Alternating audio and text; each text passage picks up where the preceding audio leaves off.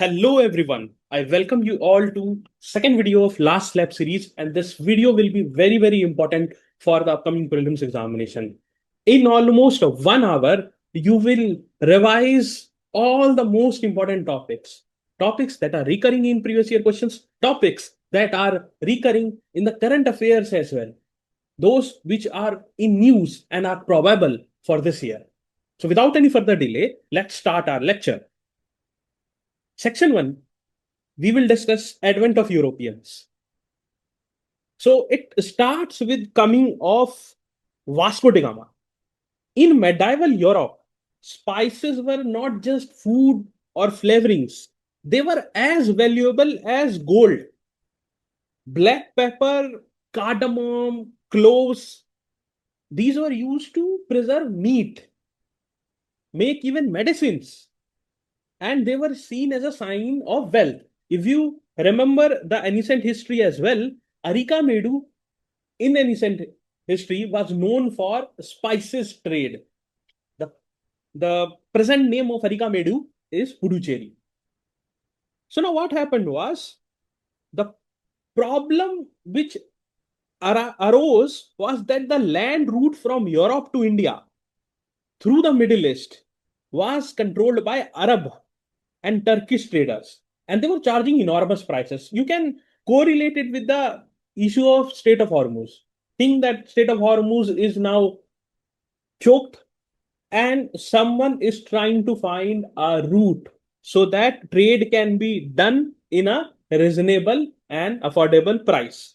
Now, every European power was so desperate to find a direct sea route to India and bypass all these middlemen. Now, on May 20, 1498, a gentleman named Vasco da Gama, he anchored his ship at Calicut port on the Kerala coast. And this was not just an ordinary voyage, it was a revolution. He had now discovered the first direct sea route from Europe to India. He sailed around the southern tip of Africa, which is also known as Cape of Good Hope, and then across the Indian Ocean. When he arrived, the king of Calicut was Zamorin. They welcomed him. And what did Vasco da Gama find? Black pepper. The same black pepper that cost very little in India would be sold in European market to almost 60 times. That is why the entire Portuguese kingdoms got excited and sent more ships. Now, this was not just the beginning of coming of one country people, Portuguese. It was the beginning of altogether a different era, which was an era of colonialism. One after another, European powers will come. But first, we will discuss important ports, important Portuguese settlements, and they started with Cochin, Calicut, and then they also made their base in Goa, which became the most important settlements of them. They also made their settlements in Daman, Diu, and later on Hooghly. Hooghly, where a lot of other European powers also came. These were not just ordinary shops, they were fortified trading posts that the Portuguese protected with their powerful naval guns. Now, two very important viceroys of Portuguese era that are very important for our examination. One is Francisco de Almeida, and Francisco de Almeida arrived in 1505. He is known for a policy which is known as blue water policy. Now, what is this blue water policy? Portuguese were a very small country, and India was a mammoth country, having so many rulers. They cannot control the entire land. So Francisco de Almeida said, no problem. We will control the waters. We will have naval supremacy, and that will help us to control the trade. And they dominated the sea. They started controlling the trade route. We do not want land, we want the ocean. In simple meanings, you can understand the blue water policy with this one line. Then Albuquerque, who is said to be the real founder of the Portuguese rule in India. Why so? because he now was not just focusing on trade, he was trying to widen the cultural influence as well. He was the one who annexed Goa from Adil Shah, the Sultan of Bijapur. And now the Goa turned into the epicenter of Portuguese culture and power in the entire Asia. He had a very long-term plan.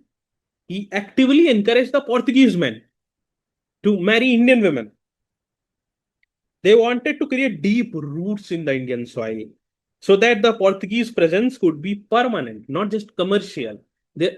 He was the one, Albuquerque, who established all the cultural influences in the Indian soil. Now, as I told you, Portuguese were not just the one of Europeans who came to India. There were others also sequentially. After the Portuguese arrival, we had the next one, the biggest one, the giant who would have the influence for so many centuries, the English East India Company, arrived in 1599. And there is a confusion with respect to the factory. See, the factory in 1611 established by East India Company was temporary factory. The first permanent factory that they established was in Surat. And that was after a struggle with Portuguese power. Battle of Swali, and later on when they won, then they were able to establish their factory. So this is a common confusion. I hope now it is clear. Now, if you see the English East India Company, as it was asked in a previous year question as well, that in the first quarter of 17th century, where East India Company had started their factories. So you see, in 1619, almost they started making their factories in cities like Agra, Bharuch, Baroda, Ahmedabad. And then they went and established their factory in 1626 in Armagaon. Then they penetrated the Odisha as well. In 1633, they made their factories in Hariharpura and Balasore. And the most important one came in 1651, that is in Hooghly. That is the beginning of greater things. As it is said that neither Alexander nor Napoleon could have conquered India from the Deccan. Any power would need to control the most prosperous, the nerve center of the India's empire, that is Bengal. Now, this was not just that only Britishers were interested in Bengal. There was a huge power tussle in Bengal. The Dutch also expanded into Bengal. Their first factory was at Pipali in 1627. But they soon made Chinsura, which was near a village in Hooghly, that became their nerve center. They had also established their factories in Odisha, in Balasore. They traded heavily through Hooghly and it became their main trading point. By the end of 17th century, they had also established their factories at places like Kasim Bazar, Patna, Dhaka, and Malda. The last power who came to India were the French. And they also started from Surat. You can imagine how important port was Surat, how important it was for trade. Now also it is also very famous. It is famous for many other things, but for diamond cutting specifically, it is known in the entire world. And even when Marco Polo and other travelers came in the past, they had written a lot about this particular city, Surat. Now, let's start the decisive battles. One of the most famous battle is the Battle of Plassey. But it was not really a battle, let me tell you. It was a betrayal. Nothing but a betrayal. The British, under a very able warrior, Robert Clive, fought against the Nawab of Bengal, who was Sirajuddaula. On paper, if you compare, Sirajuddaula had a larger army. But Clive had made a secret deal with Sirajuddaula's own general, who was Mir Jafar. When the battle began, Mir Jafar simply did not fight, as a large portion of the army stood still. Sirajuddaula was defeated without a real fight. This is what they did. After the battle, the puppet Mir Jafar was accidented to throne. He became the ruler. In return, Mir Jafar gave the British the district of 24 Parganas south of present-day Kolkata. And not only that, he now is giving personal gifts as high as 2,34,000 pounds. That is an enormous amount of money. Now, Bengal was now effectively under British control. The final nail in the coffin will come with the Battle of Buxar, but it was the beginning of the era. A very famous person, James Stephen, says that Plassey was not a battle. It was a transaction. Okay. The next important battle was Battle of Ambur. We will read first Battle of Ambur, then Battle of Wandiwash. So this was the opening move of all the Carnatic wars. The contest between the two powers, two colonial powers, that is Britain and France, for the control of the south of India. In this battle, what happened? Muzaffar Jung and Chanda Sahib, supported by the French under Dupleix. Dupleix is another very important figure, fought against Anwaruddin, who was the Nawab of Arcot. Anwaruddin was killed in the battle, and Muzaffar Jung became Subedar of the Deccan. Now, Dupleix was appointed governor of all Mughal territories south of the Krishna River.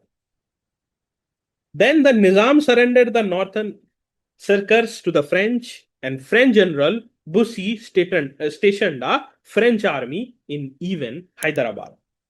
Now, this gave French extraordinary influence in the Deccan, which they could eventually lose in the next very important battle, that is Battle of Wandiwash. In the Battle of Wandiwash, you can imagine that if Bengal, the fate of Bengal was decided through Plassey, Wandiwash decided the fate of the French in India or the fate of Deccan region. Now, the British under Sir Eyre Coote defeated the French army led by Count de Lally. After this defeat, the French were completely finished as a political power in India. Now, the Anglo-French rivalry, which had been going on for decades, ended here. From this point, only the British remained as the most dominant European power. Then comes the very important Battle of Buxar, which will give them free hand in the most prosperous Bengal. This is the battle which is also loved by UPSC. After Plassey, the British had placed Mir Jafar on the throne, but Mir Jafar's successor, Mir Qasim, was not so easy to control. So Mir Qasim tried to build an independent state and reform the army. So the British saw him as a threat and went to war. But this time Mir Qasim was not alone. Mir Qasim formed an alliance with Sujauddaulah, who was the Nawab of Awadh, and Shah Alam II, who was the Mughal emperor. Not so strong, very weak Mughal emperor. Think about how significant this is. The Mughal emperor was fighting the British. The British commander, Major Hector Munro, defeated all three at Buxar in October 1764. That's why Sir James Stephen says Buxar deserves more credit than Plassey. Plassey was won by bribing one general. Buxar was won against three of the most powerful rulers in India simultaneously. That shows real military strength. So after Buxar, the British had political prestige across all of India, not just Bengal. Now, let's start four famous Anglo-Mysore war. Mysore became a threat to Britishers. Why so? Hyder Ali and Tipu Sultan were great warrior. They were trying to control the entire Deccan. They were having very friendly relations with the French. They were also making their military more and more modernized. And that all was a big threat to Britishers. That is why there were four wars that happened. The first war was fought by Hyder Ali, and he was a very brilliant military strategist. He actually marched his army all the way to the gates of Madras itself, the present day Chennai, the British capital in the south, very important British fortification in the south. British became terrified and they came for peace. The result was the Treaty of Madras. Now, the both sides agreed to help each other if attacked by a third party. The governor at that time was Veracist. This was essentially a British defeat. They were forced to make peace on equal terms. In a few years, Second War happened. Hyder Ali died in 1782 during this war, and then the Tiger of Mysore, Tipu Sultan, took over. Tipu was even more determined than his father, and the war ended with the Treaty of Mangalore. Okay, this was another moral victory for Mysore. Treaty of Mangalore was signed under the Governor General Warren Hastings. The British agreed to return all conquered territories. It was the only peace treaty where the British gave back everything they had taken. Again, a moral victory for Mysore. Third war, here what Britishers will do, they will make an alliance. Lord Cornwallis, who was a very cunning man, formed a triple alliance. The British came with the Nizam of Hyderabad and the Marathas, all against Tipu Sultan. Tipu desperately tried to get help. He sent letters to Turkey and to France, but both failed him. He fought alone against three enemies. Tipu was defeated, and the Treaty of Seringapatam was signed. Tipu now had to surrender half his territory and heartbreakingly sent his even two young sons as hostages to the British camp. The last and the fourth war was the last nail in the coffin. Lord Wellesley came with one goal, finish Tipu Sultan. He launched a final campaign. On May 4, 1799, British forces breached the walls of Seringapatam Fort, and Tipu Sultan refused to surrender because he was a great warrior. He was found dead, still in his armor, fighting to the last breath. He was martyred in battle. His family was imprisoned in Vellore. With Tipu's death, the threat from Mysore was permanently eliminated, and most of his territory was annexed. Tipu Sultan is remembered not just as a warrior, but as a visionary. So he was the first Indian ruler to use rockets as warfare, planted the tree of liberty inspired by the French Revolution, Jacobean Club you must have heard in the world history, and called himself Citizen Tipu. He died fighting, which is why he is remembered as a martyr. Okay, so this is what you need to know. Another very, very important figure known as Sher Punjab, very noble, all-inclusive person, visionary, Maharaja Ranjit Singh, the great Ranjit Singh ji.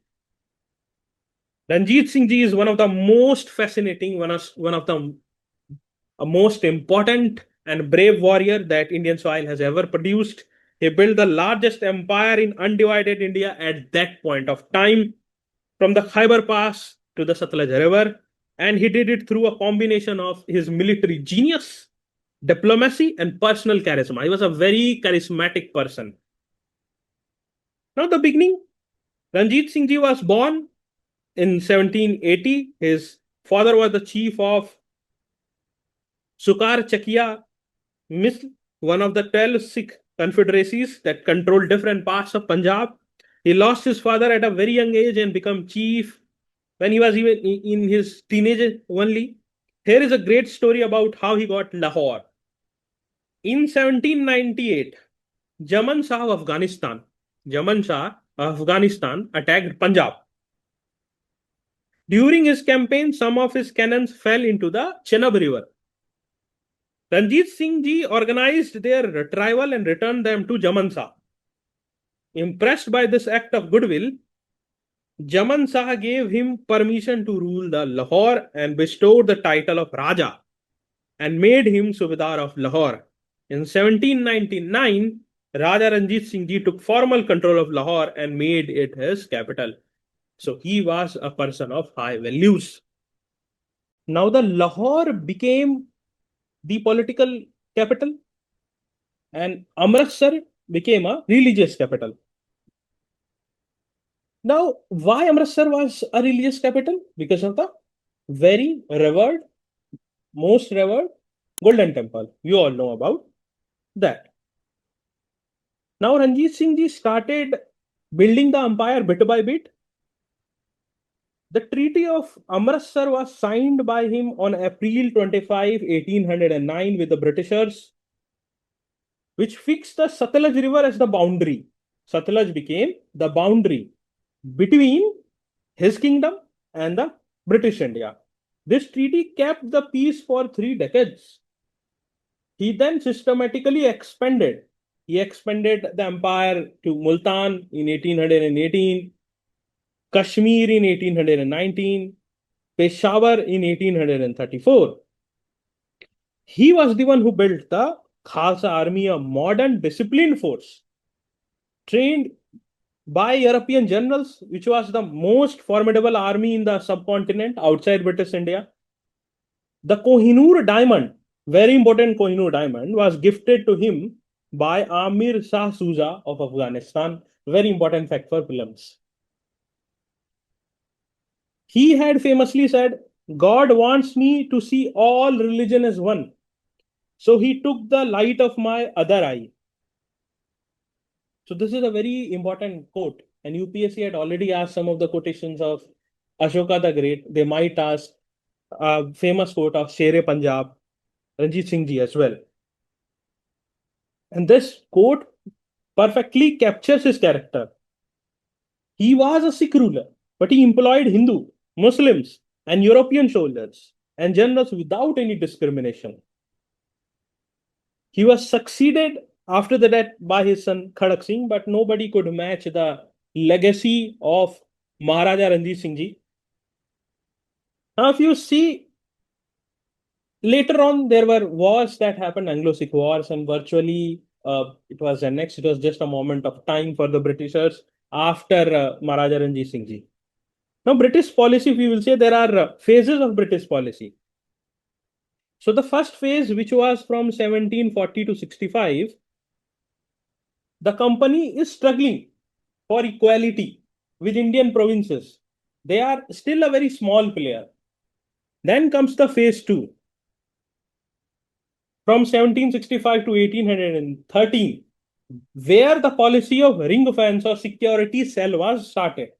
This was a policy under Warren Hastings and Wellesley both. It wanted to create the buffer states to protect the British territory from Afghans and Marathas, who are the main opponent of Britishers. So protecting friendly states like Awadh on the condition that the Nawab pays for his own protection was done. Phase 3, they now built even more stronger. From 1813 to 1857, subordinate separation policy started. Indian states are fully subordinate but kept as a separate entity. But after the revolt of 1857, subordinate union, the policy of subordinate union started.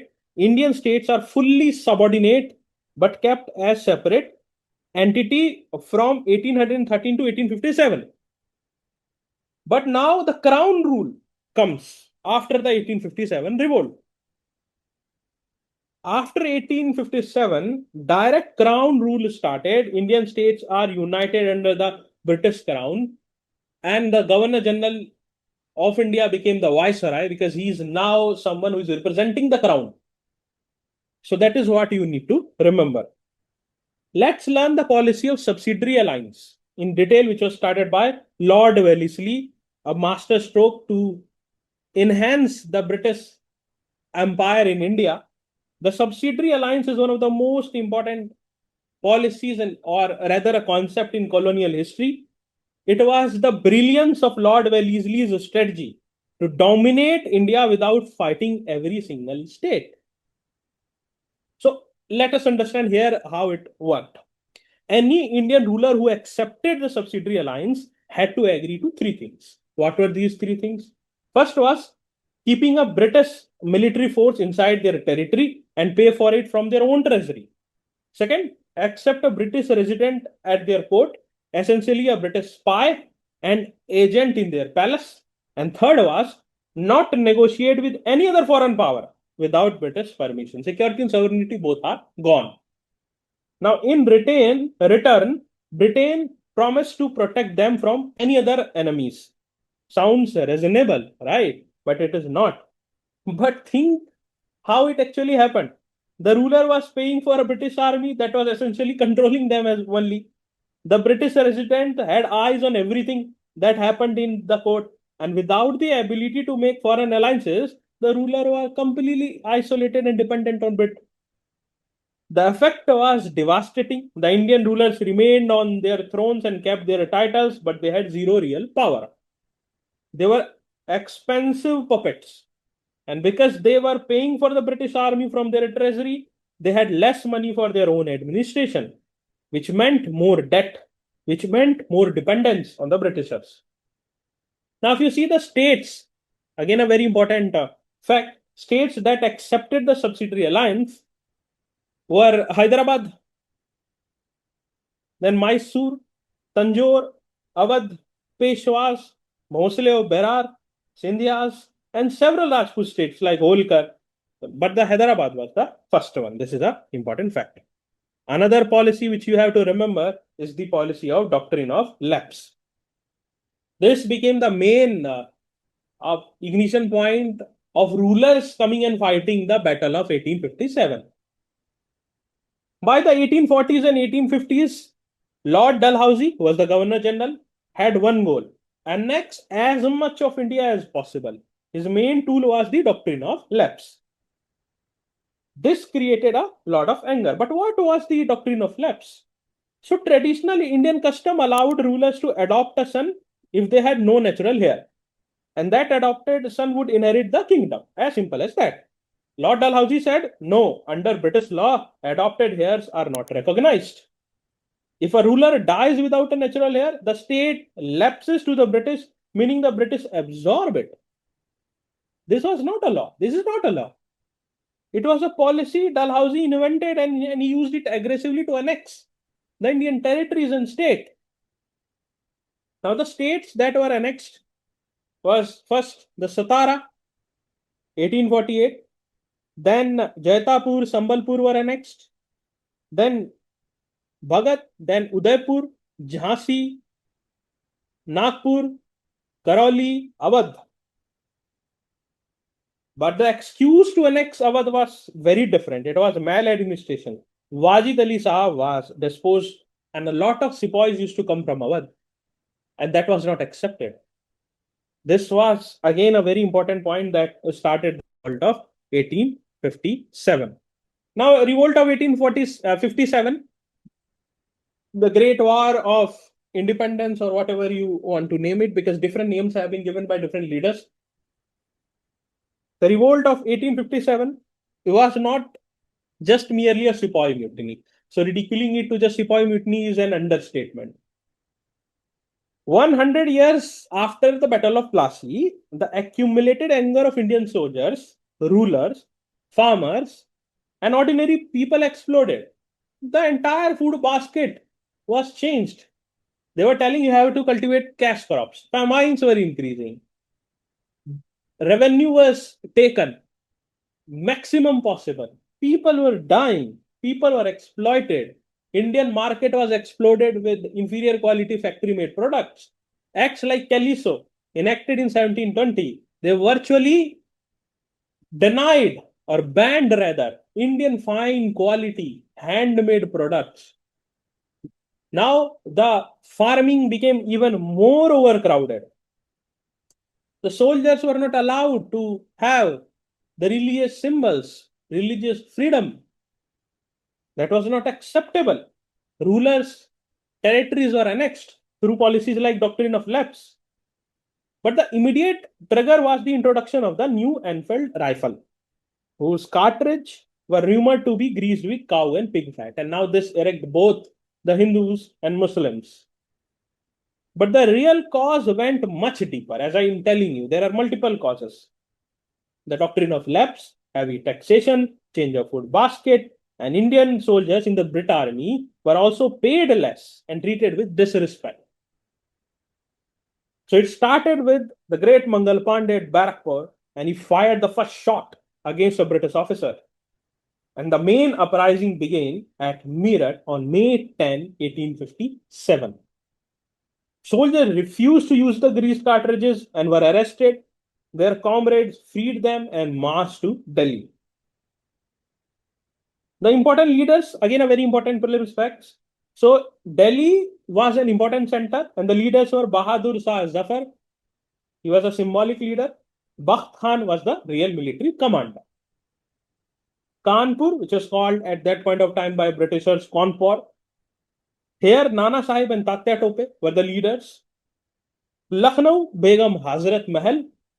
Jhansi, the great warrior, Rani Lakshmi Bai. She fought till the end, died in the battle, and she still is a source of inspiration for millions of women across the country. In Bihar, the story is very interesting. An 80-year-old man rose against the Britishers, the great Kunwar Singh. He fought very valiantly and brilliantly. That was some of a story which still inspires. 80-year-old man. And in Bareilly, Khan Bahadur Khan was the leader. But why did it fail? Revolt failed for several reasons. First was geographical limitation. So it was mainly limited to north and central India. And if you see the southern part and Punjab, barely participated. I'm not saying that they didn't participate at all, but the bare participation was there. There was also no coordinated plan or unified command. Britishers had unified command. Many Indian rulers, like the rulers of Hyderabad, Patiala, Kashmir, the Sindhyas, they actually sided with the Britishers. The British had a good transport system now. They had built their railways. They can move their troops quickly. They had advanced weapon system. They had telegraphs to communicate instantly. They had several advantages the rebel did not have. But the consequences were enormous. The East India Company rules ended in 1858. Power was transferred directly to the British Crown. The Governor General became the Viceroy, and the Queen Victoria's proclamation promised no more annexations and respect for Indian customs. The Indian Army was thoroughly reorganized to prevent similar rebellions, and the British adopted a deliberate divide and rule policy or carrot and stick policy. They will now start to enhance the divide between Indian and Muslims, which will finally culminate in becoming of a new country just based on religion, just based on hatred, that is Pakistan.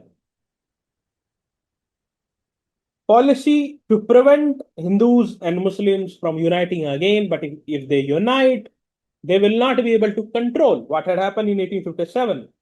Despite all of its limitations, it is called the First War of Indian Independence, specifically by Veer Savarkar.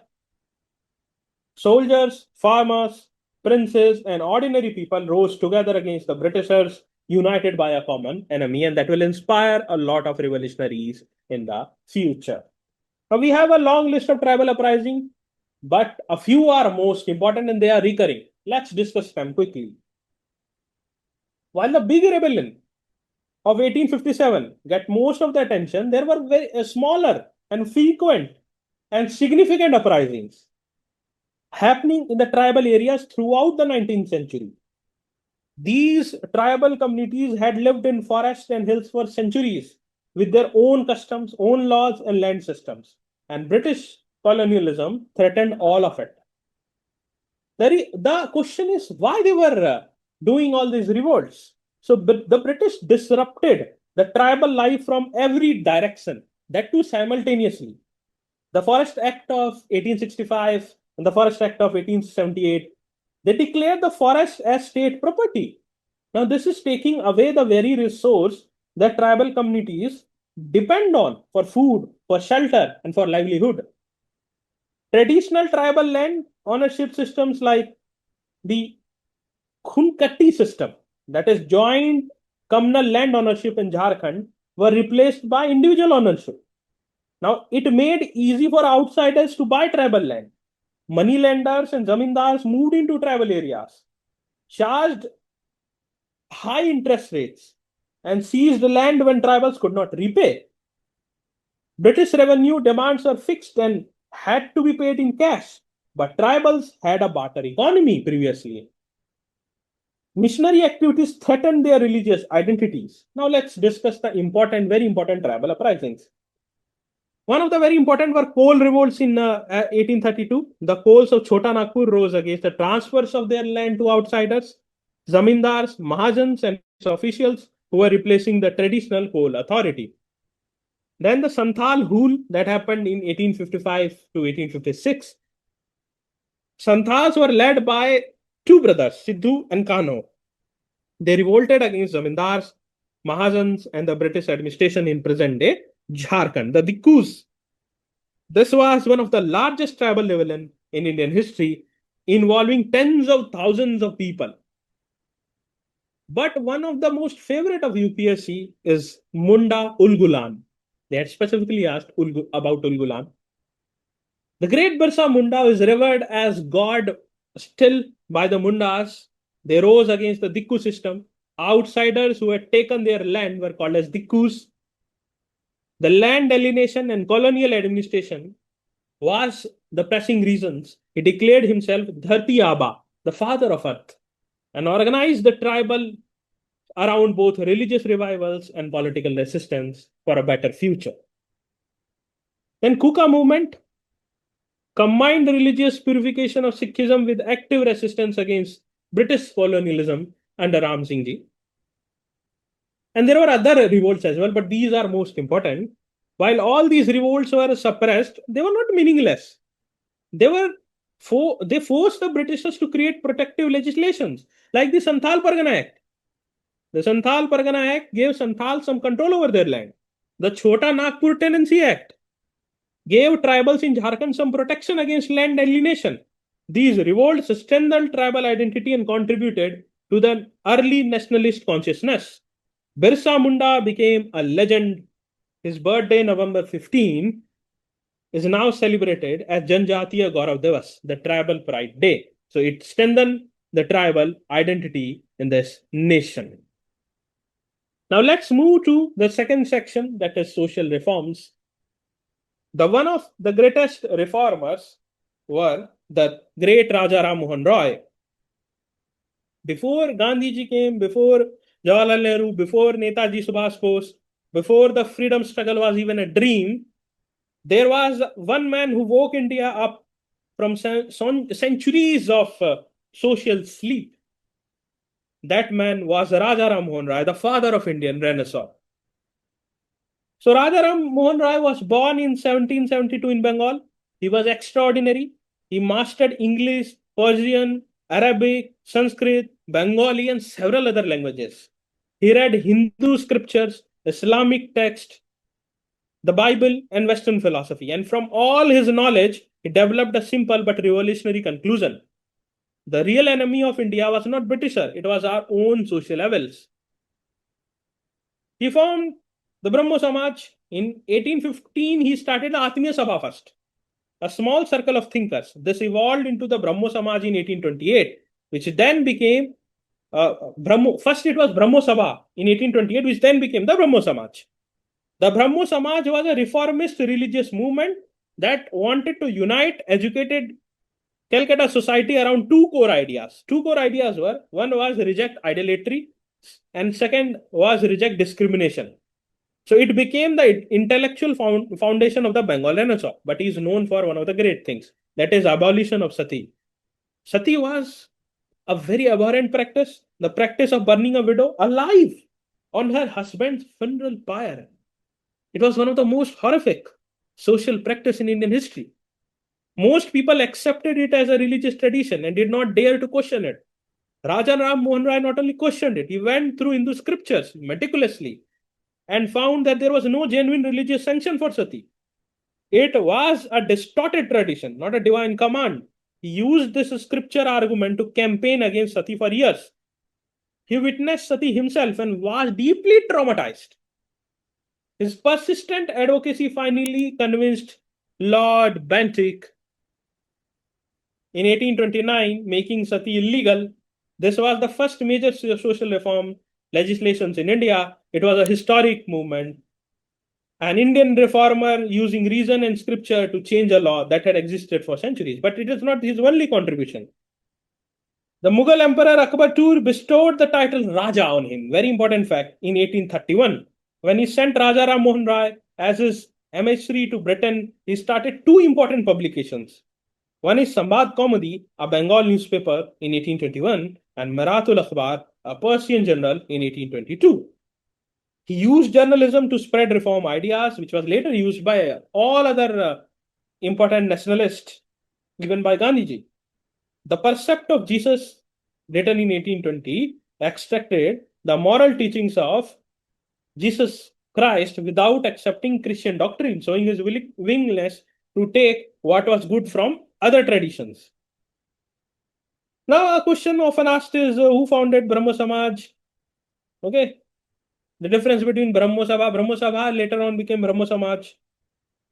Also, the Bengal Sati regulations under Lord Bente. So these facts you should remember. The newspapers and journals started by the great Raja Ram Mohan Roy. He was an internationalist. He was not someone who can be said as narrow nationalist. He was raising his voice for the wrongs which were done in Ireland, etc. as well. He was the one who wanted the amalgamation of what is there good in Indian culture and what is good in the Western societies, the scientific investigation, the modernity, the rationality. He wanted to amalgamate all of these. Thus, a true father of Indian Renaissance. Now, very important for this year examination, Bankim Chandra Chattopadhyay, a very important one because we had celebrated. There was year-long celebrations which happened for the Vande Mataram, and that is why Bankim Chandra Chattopadhyay is very very important for this year examination. And he was a giant of intellectual. He's someone who was not only just a writer but an icon. He had inspired with his writing so many revolutionaries, and he was one of the first graduates of British founded Calcutta University, a very historic one. He's described as likely the first person to systematically explain nationalism in indigenous terms. He had written things in Sanskrit. He expressed love for the nation in terms of bhakti, which is an indigenous form, not in a Western way. So he is credited for the same. And Vande Mataram was written in his very famous novel Anandamat in 1882. Now that became a battle cry. Vande Mataram describes our India as a motherland, mother to be worshipped, Vande Mataram, and protected. This is what became a battle cry during the Swadeshi Andolan as well. And not only that, if you see Anusilan Samiti,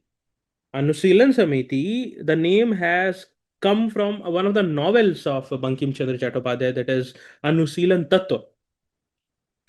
And there was a Calcutta barrister. His name was Pramatha Mitra.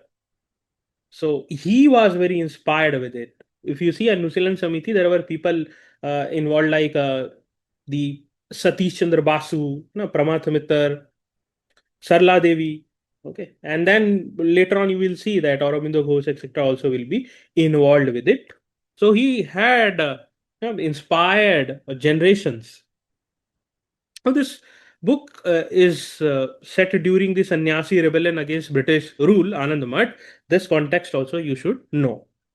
Another very, very important figure is Ishwar Chandra Vidyasagar. The name itself says that he worked for the education of women, education for all.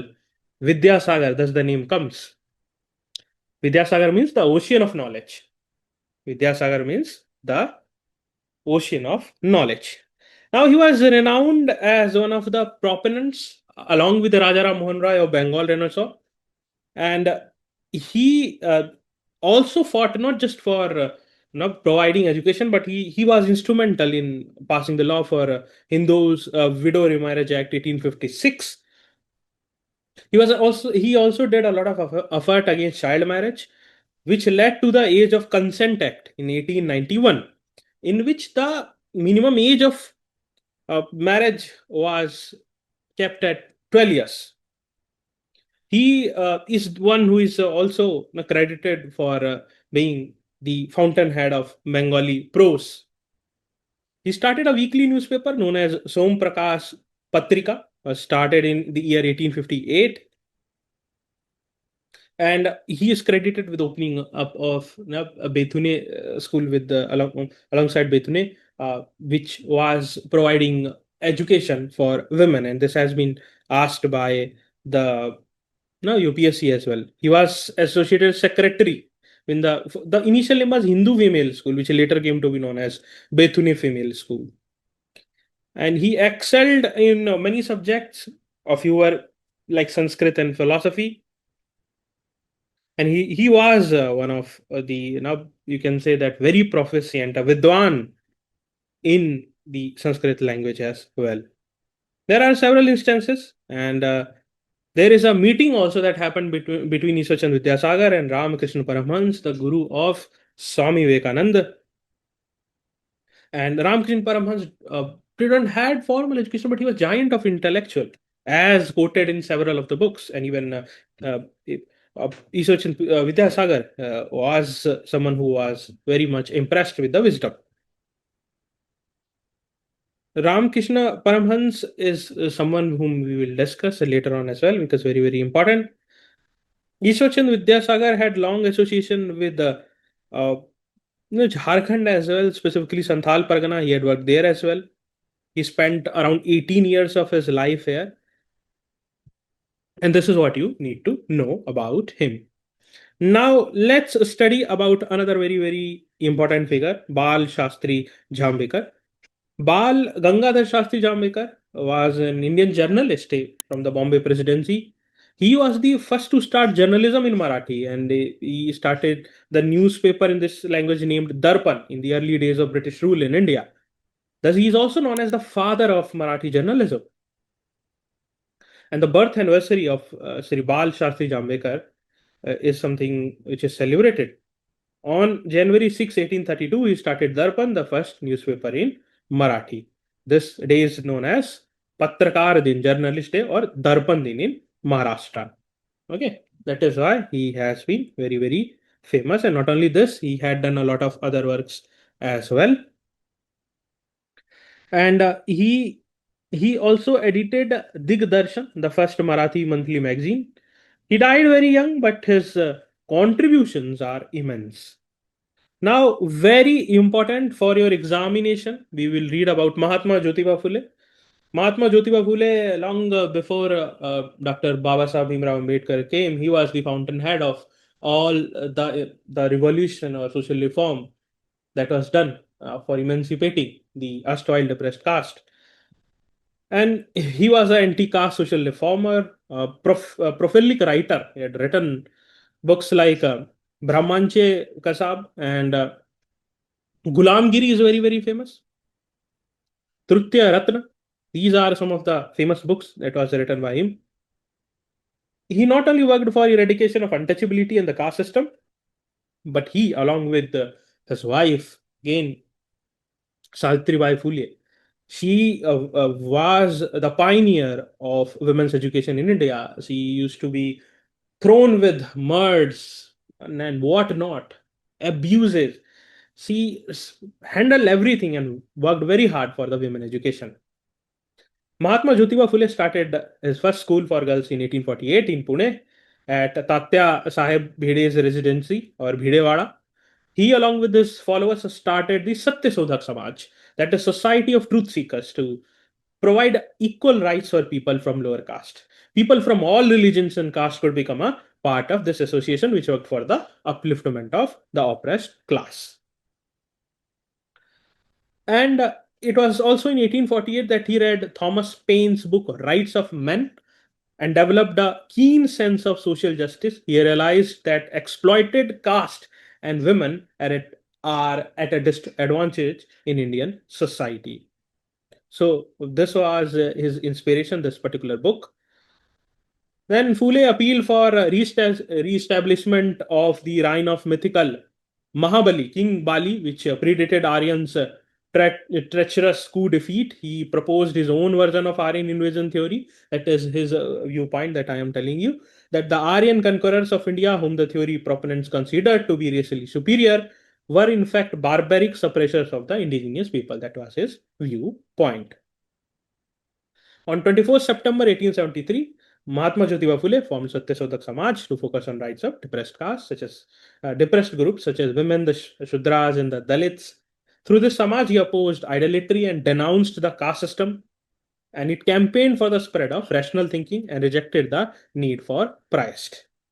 As I told you, he had published a lot of books as well. And that one of the very important is the Gulamgiri that you need to remember for your examination. Okay.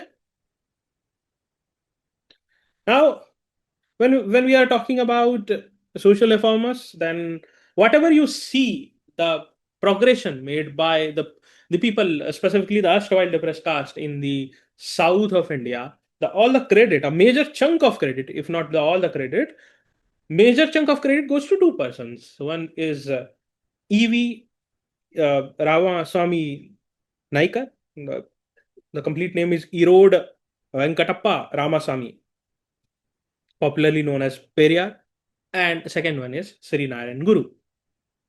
He was an Indian social activist and a politician. He was the organizer of the self-respect movement and Dravid Kadgam, and is considered the architecture of Dravidian politics, as well as a towering figure of left-wing politics in the entire country.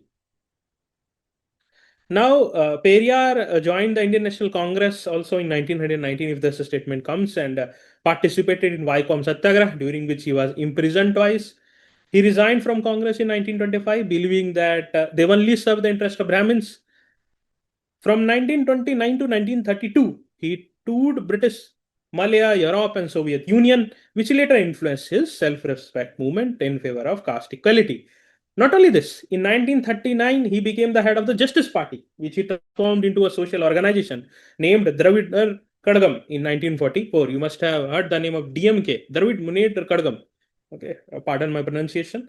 DMK party, you must have heard the name of Kalingar, late M. Karunanidhi, and AIDMK also you must have heard, the party which was formed by superstar of Tamil Nadu, MGR.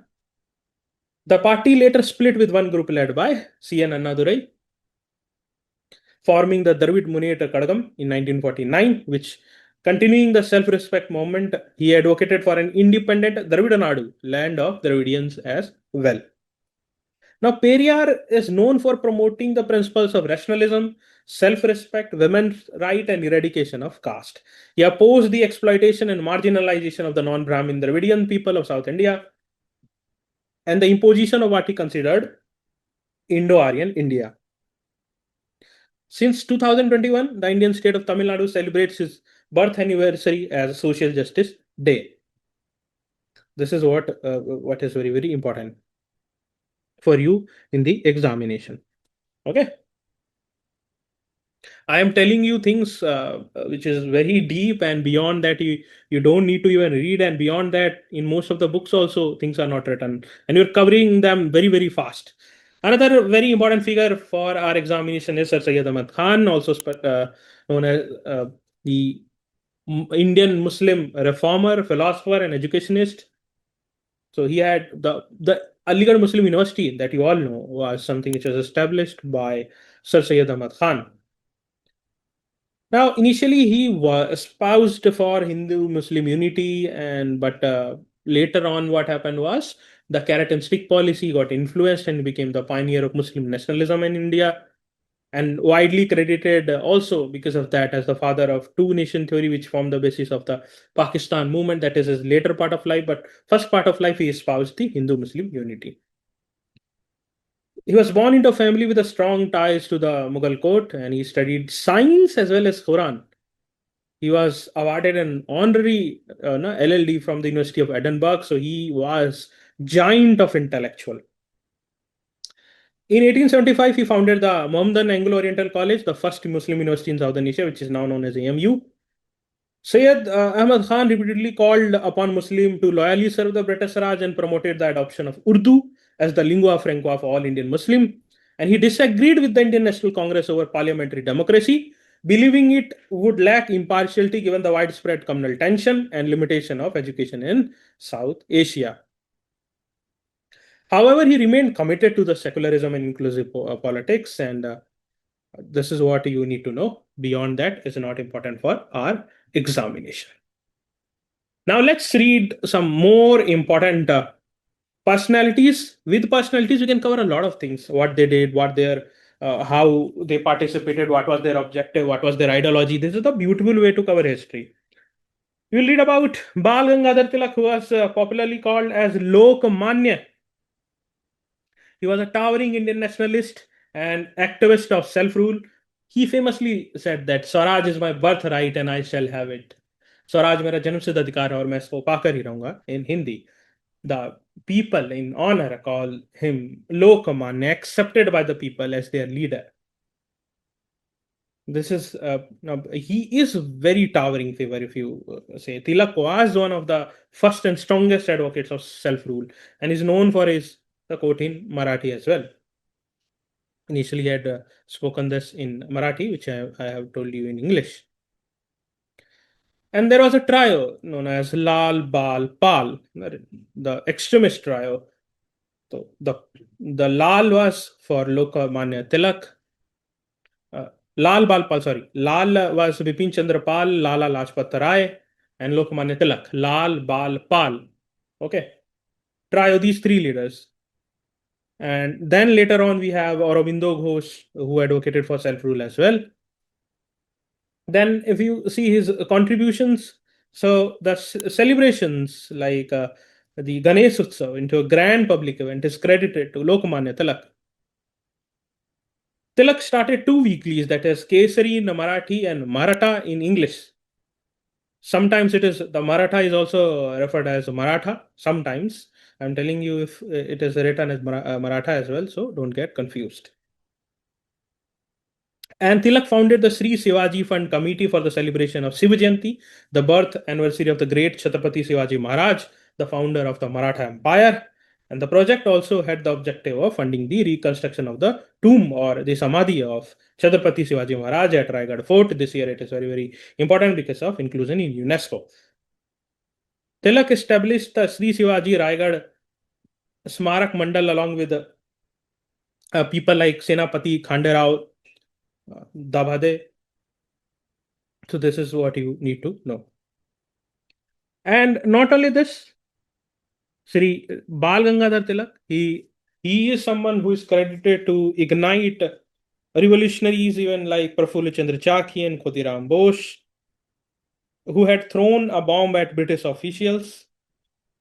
In prison, he wrote a very famous book, The Secret of Bhagavad Gita. He also co-founded the All India Home Rule League with Annie Besant. He was sent to Mandalaya prison where he wrote this famous book, Gita Rahasya. He, along with the Gopal Ganesh Agarkar, founded the New English School in Pune. And in 1885, they established the Deccan Education Society and set up Fergusson College, a very famous college in Pune. Through these institutions, he shaped the minds of an entire generation of Maharashtra. Now, the second important figure that we will read is Lala Lajpat Rai. So, Lala Lajpat Rai is also famously called as Lion of Punjab, known as Punjab Keshri. He was a brilliant political leader, historian, educator, social reformer, and you name it. In 1920, he was elected as president of Indian National Congress as well. He is someone who died as a martyr. Okay, and that ignited one of the towering figure in Indian revolutionary nationalism, Shahid Azam Bhagat Singh. This is not the only thing that has been done by him. He had done a lot of things. Lala Lajpat Rai was quite a heavyweight. He also led Hindu reform movement and he was a Arya Samaj as well. And he is someone who has inspired people like Chandrasekhar Azad and Shahid Azam Bhagat Singh.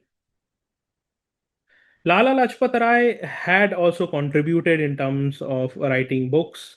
Like he had written books like The Story of My Deportation in 1908, Arya Samaj in 1915, then The United States of America, a Hindus imprisoned in 1916, The Problem of National Education in India in 1920, Unhappy India is very important, 1928, England's Debt to India in 1917. Okay, so these are some of the very, very important 1990 Simon Commission protest He was martyred. The Superintendent of Police, James A. Scott, ordered a brutal lathi charge. Scott himself personally struck Lala Lajpat Rai, and Rai was seriously wounded and died from his injuries shortly after this. His death was not forgotten and was avenged by Shaheed Azam Bhagat Singh, Rajguru, and Shaheed Sukhdev by killing Scott's assistant Saunders, mistaking him for Scott. Then comes the Bipin Chandra Pal, who is famously known as father of revolutionary thought. He was born in present-day Bangladesh. Bipin Chandra Pal is called the father of revolutionary thought in India. He was the one who most powerfully popularized the concept of Swaraj among ordinary Indians, not just as a political demand, but as a deep civilizational necessity. He fought fiercely against the partition of Bengal in 1905. He founded or edited several publications, including the Paridarshak, Bande Mataram, New India, Swaraj. These are some important things. Now we will read. You all must have heard a lot about the Dada Bhai Naroji. Dada Bhai Naroji is also known as Grand Old Man of India. Dada Bhai Naroji was not just a political leader, but he was a merchant, he was a scholar and a writer who played a role in both Indian and British public life. He was among the founding members of the Indian National Congress and served as its president on 3 occasions. Okay.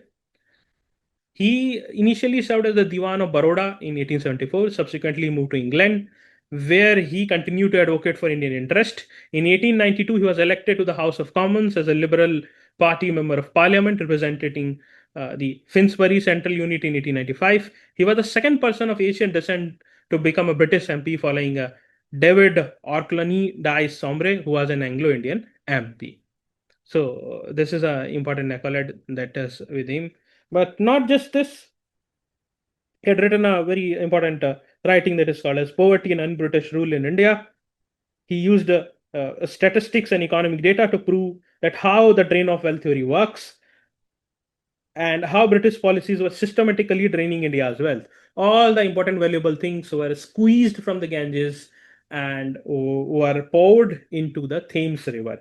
This was what was famously proven by the Dadabhai Naroji. And he was the first person to demand Swaraj at the Calcutta session of Indian National Congress. Okay, not the one who popularized, but in the Calcutta session of the Indian National Congress in 1906, he was part of that. Okay. Then comes the guru of whom? The guru of Mahatma Gandhiji. Mahatma Gandhiji regarded Gopal Krishna Gokhale as his political guru, the man who fought him Indian politics and conditions, and he said that India lives in villages. So Mahatma Gandhi travel in the second class, third class buses and general bogies and see and understand India before coming to any kind of a conclusion or taking participation. So initially, if you see, Mahatma Gandhiji traveled all across India to understand India. Gopal Krishna Gokhale ji was a moderate who believed in constitutional methods and gradual reforms. And in 1905, he was the president of Indian National Congress at the Banaras session and actively supported the Swadeshi movement. In 1905, he founded the Servants of India Society, an organization that trained dedicated people to live simple lives and serve the nation as full-time social workers. The next name, which I will be discussing, is Desh Bandhu, the friend of the nation, Chittaranjan Das, the guru of stalwart Netaji Subhash Bose. He was a Bengali freedom fighter, India's freedom fighter, not just Bengali freedom fighter, a political activist, a lawyer during the Indian independence movement, and a mentor of great Subhash Bose. He was the founding leader of the Swaraj Party in undivided Bengal during the period of British colonial rule in India. He was closely associated with a number of literary societies and wrote poems apart from numerous articles and essays. Now, Chittaranjan Das was a big lawyer as well. Barrister Chittaranjan Das gradually built a phenomenal legal career. He used to fight for the revolutionary nationalist. He took up the brief and successfully defended Aurobindo Ghosh on charges of involvement in the Alipur bomb case in 1909. In his Uttarpara speech, Sri Aurobindo Ghosh acknowledged that Das broke his health to save him. He also defended many other revolutionary nationalist leaders, including Bhupendranath Datto and Brahma Bandhav Upadhyay, all without remuneration. Can you imagine? Sacrificing his own financial gains. He lost all his, he had a lot of lands. He lost all of this. In the Alipur bomb case in 1908, Chittaranjan Das, as a defense counsel for Sri Aurobindo Ghosh, was very, very strong as in terms of political career. So Barindra Kumar Ghosh, Aurobindo Ghosh brother, and he was the one who was part of revolutionary nationalism, established connection with the Chittaranjan Das. Chittaranjan Das was actively involved in the activities of even Anushilan Samiti when Pramath Mitra organized the Samiti as its president to produce hundreds of young fire brands. Okay. He supported the Swadeshi movement, raised funds for the National Council of Education, and attended the Bengal Provincial Conference of 1906 at Barisal. He was a leading figure in Bengal during the non-cooperation movement as well. When the Kolkata Municipal Corporation was formed, he became its first mayor. Okay, this is what you need to know. He also advocated Hindu-Muslim unity, so this is his ideology. And later on, when the non-cooperation movement was abruptly ended, he then founded the Congress Khilafat Swaraj Party with the N.C. Kelkar and veteran Motilal Nehru, who is the father of Pandit Jawaharlal Nehru. And other prominent leaders in this party included the Birendranath Sasmal, Jatindranath Mohan Sengupt, Subhash Bose, etc., Vittalbhai Patel, and other leaders. Chittaranjan Das emerged as distinguished Bengali poet as well. During the troubled days of national movement, he published the first 2 volumes of his collection of poem titled as Malancha and Mala. In 1930, he published Sagar Sangeet, the Songs of the Sea. Sri Aurobindo was in Puducherry, and when he was in dire need of financial support, Chittaranjan Das offered him 1,000 rupees as a token of support for an English translation of the poem. Okay, so these all things he had done. And when Chittaranjan Das died, everything fallen apart in Swaraj Party. Okay. Then comes the Motilal Nehru ji. Motilal Nehru was one of the most successful lawyers in India, wealthy, comfortably living in magnificent houses initially, but he gave up everything for the freedom movement. He gave up his legal practice during non-cooperation, was arrested, and ultimately renamed his famous house Anand Bhavan to Swaraj Bhavan and gifted it to the Indian National Congress. Along with Chittaranjan Das, he founded the Swaraj Party. He also started the journal The Independent. Now let's move towards a very important figure that we need to read is Shahid-e-Azam Bhagat Singh ji. Shahid-e-Azam Bhagat Singh ji was a revolutionary of the highest order. He took part in number of things and number of events in a very brief age. In a very small lifetime, he achieved very big things, which one cannot even imagine. So, Bhagat Singh ji was defined by 4 things that made him unique among Indian leaders. He rejected, first of all, the Gandhian form of non-violence, which he saw as passive. He believed in Marxist communism. He was an atheist, and he had written a book as well, Why I Am an Atheist. And he believed that revolution was the birthright of the oppressed. He initially supported Gandhiji and the non-cooperation movement, but when Gandhiji withdrew the movement after Chauri Chaura incidents in 1922, the young Shahid-e-Azam Bhagat Singh felt betrayed and turned to revolutionary nationalism. He was profoundly affected by the Jallianwala Bagh massacre. He visited the site as a teenager and collected the blood-soaked earth. He was also affected by the violence against unarmed Akali protester at Nankana Sahib in 1921. In 1926, he founded the Naujawan Bharat Sabha to promote revolution and organize peasants and workers. In 1928, he co-founded the Hindustan Socialist Republican Association with Sukhdev, Chandrasekhar Azad, and others. And why he is known for? He is known for such a long fast unto death. When he went to the prison, he fought there as well. Such was his mettle. Such was his strength. He was an atheist. He remained an atheist. Even when the last last seconds, last minutes was there and he was offered to read prayers, he said, no.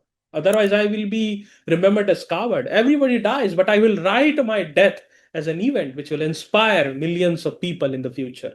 This is the words of Shahid-e-Azam Bhagat Singh, and his books. He was a giant of intellectual. He had read a lot of books, Lenin, Marx, voracious read, even he was inspired by Swami Vivekananda as well, according to many of the reports. And yes, everyone who is born in Punjab, when they get a small amount of mustache as well, they give that pose of Sahid Azam Bhagat Singh. He is still an inspiration. Whenever there is a protest in the entire nation, the who is the icon of all of that? It is Sahid Azam Bhagat Singh. Still. Now let's read about one another great personality. Who is the great personality? Aswaqullah Khan, the hero of Kakori. Aswaqullah Khan was a revolutionary from Shahjahanpur, Uttar Pradesh, who co-founded the uh, you know, Hindustan Republican Association, which later on became HSRA by the Sayyid Azam Bhagat Singh with Ram Prasad Bismil. There is a famous saying, सरफरोशी की तमन्ना अब हमारे दिल में है, देखना है जोर कितना बाजुए कातिल में है. In August 1925, he participated in the famous Kakori train action, stopping this Shahjahanpur to Lucknow bound train and seizing government money to fund revolutionary activities. He was caught, tried, and executed by hanging on December 19, 1927 at Faizabad jail. He faced death calmly and without regret, a true revolutionary of highest order. This is what you need to remember. Shahid Azam Bhagat Singh, when he was so fast into that, and already he was running that for more than 100 days, even people like Muhammad Ali Jinnah said that a person who can remain for fast for so many days must be a very true person, must be a very pious person. And Pandit Jawaharlal Nehru also visited jail to see Shahid Azam Bhagat Singh. Now, someone whom you all know, someone who is whatever we read will be less. Mahatma Gandhiji. Gandhiji is the most important figure in the modern Indian history. Is just not he's not just one figure who was instrumental in terms of India's freedom struggle, but he was a social reformer. He's a giant of intellectual. His concepts like Ramarajya, his concepts like Harijan, and emancipating the people, the depressed caste, his concepts of having the Atmanirbharta, Khadi, Khaki, truthfulness has inspired people across all generations. The favorite of UPSC. Gandhiji went to Africa. What he did in Africa? This is again very, very important for your examination. The UPSC just won't ask what he did in India. Before going to Africa, he was Mohandas Karamchand Gandhi. He became Mahatma in Africa. He was a shy lawyer and he was not someone who was extrovert. He became a political activist there who developed a satyagraha, non-violent resistance, the test of satyagraha, to fight racial discrimination in Africa. After being famously thrown off a train in Petermarisburg, he organized the Indian community. He founded the Natal Indian Congress and fought against restrictions on Indian rights while initially holding Eurocentric views that sometimes marginalize Native Africans, which is a criticism as well. If this comes in examination, this is not true. This has been posted in many of the articles, including BBC. I'm telling you because if something like this come, don't get nervous. So this shouldn't happen. This should not be written by Mahatma Gandhiji. See, even the greatest of leaders have some biased opinions. He founded the Natal Indian Congress and mobilized people. Gandhiji developed his philosophy of non-violent resistance, Satyagraha, to combat the Black Act of 1906, which required registration of Indian residents.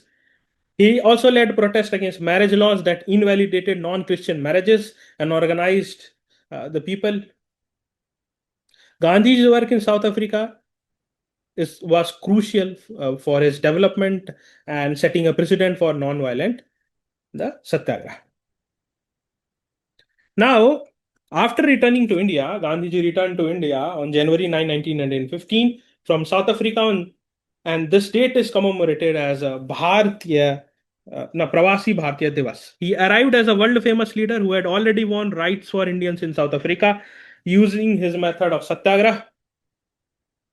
But he was wise enough not to rush into Indian politics as suggested by Gopal Krishna Gokhale. On Gokhale's advice, he spent a year traveling across India to understand the conditions before acting. The three early satyagraha, first one was Champaran, and Rajkumar Shukla was so persistent he wanted Gandhiji at any cost. Gandhiji's first satyagraha in India, he fought against the Teen Kathiya system. The British forced farmers in Champaran, Bihar to grow indigo on 3 by 20 of their land and sell it at fixed at a very low price. Gandhiji arrived, investigated, and organized resistance. This was the first time ordinary Indian farmers had someone powerful fight for them. The second one was in Kheda, 1917. Farmers in Kheda, Gujarat could not pay land revenue because their crops had failed. The British demanded payment anyways. Gandhiji led a satyagraha and eventually the British suspended revenue collection. This built Gandhiji's base in Gujarat. Then Ahmedabad in 1918, meal workers in Ahmedabad were striking for better wages. Gandhiji mediated and supported them through a satyagraha that included a fast. This was his first fast unto death as a political tool. Then comes the non-cooperation movement in 1920 to 1922. It ran after the Jallianwala Bagh massacre, where British troops fired on unarmed protesters in Amritsar, killing hundreds. Gandhiji was convinced that cooperation with the British was morally impossible. He launched the non-cooperation movement and joined it with the Khilafat wrong. This is somewhat a criticism of Gandhiji as well, why he included religion, but it ensured the Hindu-Muslim unity as well. He launched the non-cooperation movement in which Indians would boycott the British schools, courts, goods, and government jobs. It was the first mass movement that truly engaged ordinary Indians because the Rowlatt Satyagraha, which was launched by Mahatma Gandhiji, failed. It was also called as Himalayan blunder. Students left colleges, lawyers left courts, people burned foreign cloth. But on February 4 and 5, 1922, at Chauri Chora, which is in Uttar Pradesh, a mob attacked the police station and burnt it, killing 22 policemen. Gandhiji, uncompromising on non-violence, immediately and unilaterally withdrew the entire movement. This shocked and disappointed many leaders. Nehruji, who was in jail, said he wept when he heard the news, but Gandhiji believed that a movement that turned violent had lost its moral authority. Then the Salt March, the civil disobedience movement, was even more grander of the movement in terms British were literally powerless. It was widely covered in the media, and thus the might and the name of Gandhiji increased several notches after this. So why Gandhiji chose salt? This is one of the important things. So salt is an indispensable thing in every household. So every household can be united. Salt can be manufactured by everyone, so it can be a good cottage industry for common people. Monopolizing it could be the most abhorrent thing because it is indispensable for even the poorest. So he chose this deliberately as a symbol. He was a giant of intellectual. This is Gandhiji's most brilliant act of political theatres. The British had a monopoly on salt. You could not make or sell without paying British taxes. Okay. On March 12, 1930, Gandhiji started from Sabarmati Ashram with 78 chosen companions and began walking in Dandi on the Gujarat coast. A journey of 241 miles that took 24 days. The whole world watched. On April 6, 1930, at Dandi, Gandhiji picked up a lump of natural salt from the beach, breaking the salt law. This simple act launched the civil disobedience movement.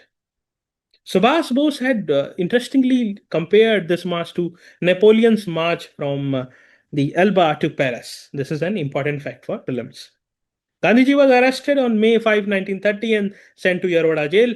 The movement continued without him, and one of the very important women leaders, women revolutionary Sarojini Naidu, led the famous Dharsana salt raid, and Abbas Tayyabji also led the movement, which was documented by American reporters Webb Miller and shocked the entire world as well. Then later came the Gandhi-Irwin Pact.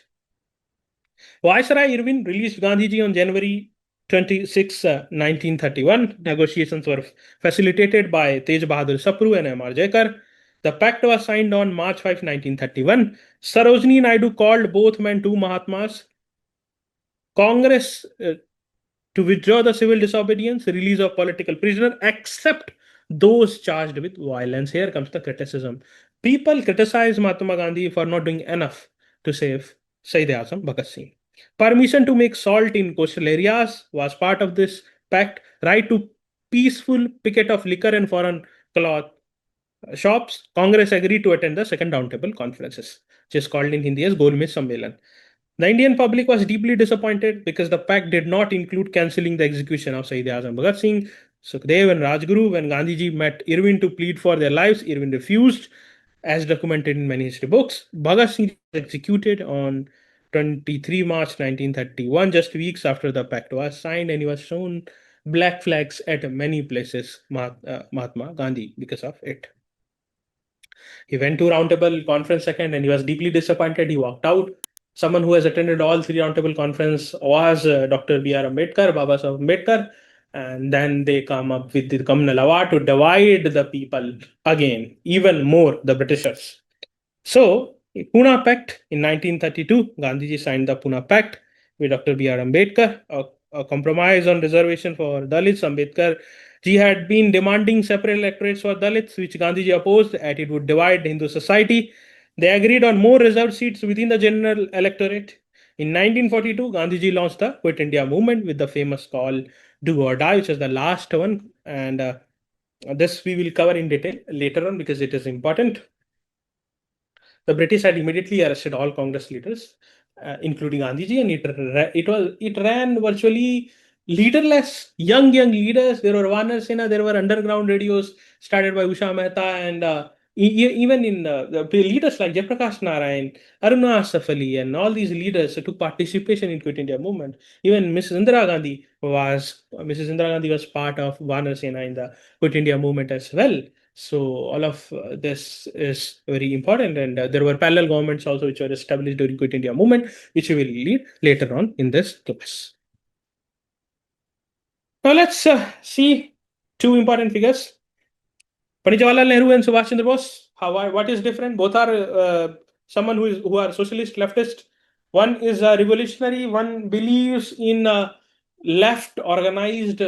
He was non-believer in something called as democratic socialism, which was believed by Mahatma. No, sorry, Pandit Jawaharlal Nehru, Fabian socialism. But Subhash Chandra Bose wanted a revolutionary kind of a formation of leftist and somewhat authoritarian state, somewhat more inspired with what was happening in Soviet Union. Subhas Bose believed that nobody in this world has got freedom with non-violence, and the Indian National Congress is more interested in forming the government and not in freedom in the later part of his leadership, because he was fed up with the very slow approach of Indian National Congress. Both were giant of intellectuals, and Subhas Bose famously cleared the Indian civil services, came forth and resigned. He never cared for any kind of a post. He never cared for what people said. He never cared for any kind of reward. He just wanted India to be free. This is what was the goal of Subhas Bose. And if you see the contributions made by Subhash Chandra Bose, so what happened was he was contesting, he was going outside the nation many of the times because he was on the radar of Britishers. He was a genius of a person. He was someone who now organized a kind of a uniformed people marching in front of Fort Williams, and Britishers could not even catch. He also became the CEO of Calcutta municipality, and he wanted equality between men and women. That's why when he formed the Indian National Army (INA), he made a specific regiment for women. Captain Lakshmi Sahgal led that. We are still debating about it. And Subhash Bose, can you imagine? He was such ahead of his time. So when he came back to India, he was so popular. Some say that in late 1930s, he was more popular than even Mahatma Gandhi. You can see a famous image of Subhash Bose is coming to the platform, and there's sea of people. He was so popular. Subhash Babu was so popular. Britishers used to fear the person the most was Netaji Subhash Bose. He was elected as Indian National Congress president in Haripura, and he in 1939 in Tripuri he said that I will contest election. Gandhiji wanted that he should not contest election. He said that this is my right. At least I can contest election. Gandhiji was so angry that he preferred a candidate Dr. Pitabai. Patta by Sitaramaiya and said that if he loses, I will lose. This caused an open rift with the Gandhi. Bose refused to work under Gandhiji's shadows and resigned. He could not be a puppet. The last man who could be a puppet is Subhash Bose. Last person in this world. In later on, he made the forward block. First, it was a faction within the Congress, and in January 1941, he secretly vanished from his home. Again, a mysterious things he used to do, magical and very wise, very fascinating personality. From his home in Calcutta, changed his name, Orlando, Mazarta, and whatnot, and traveled through Afghanistan, reached Germany, and met Adolf Hitler eye to eye. Eye to eye, he met.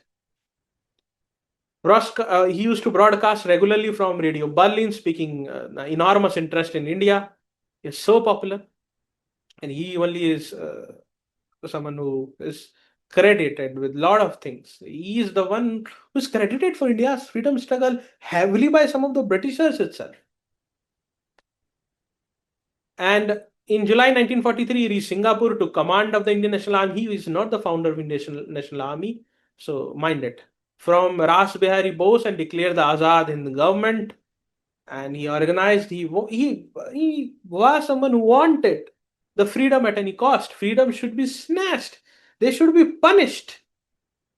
But all the struggle could not bear the fruit, and sadly, his death is still a mystery. Some say that on August 18, 1945, he died in a plane crash over Taipei, Taiwan. His death is one of the greatest mystery, and there are mysteries like some say that he came back to India with the name Gumnami Baba. Some say that he was imprisoned by the Stalin.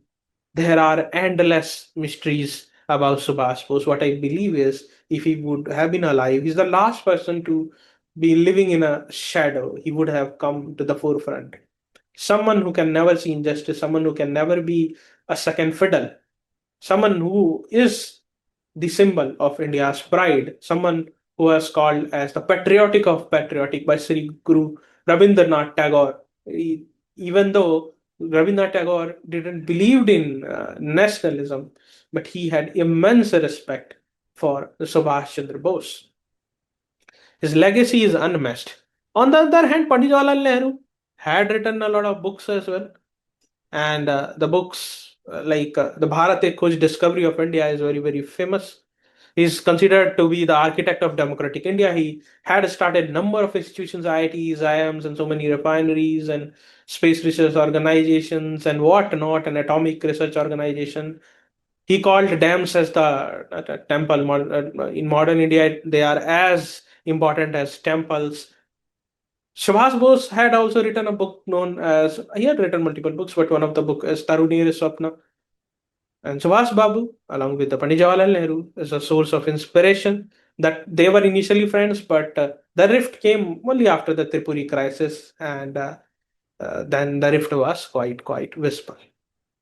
Now, another very important figure that we will read in very, very great detail because he is a very, very important for our examination. Who is he? Dr. Baba Saheb Bhimrao Ambedkar ji.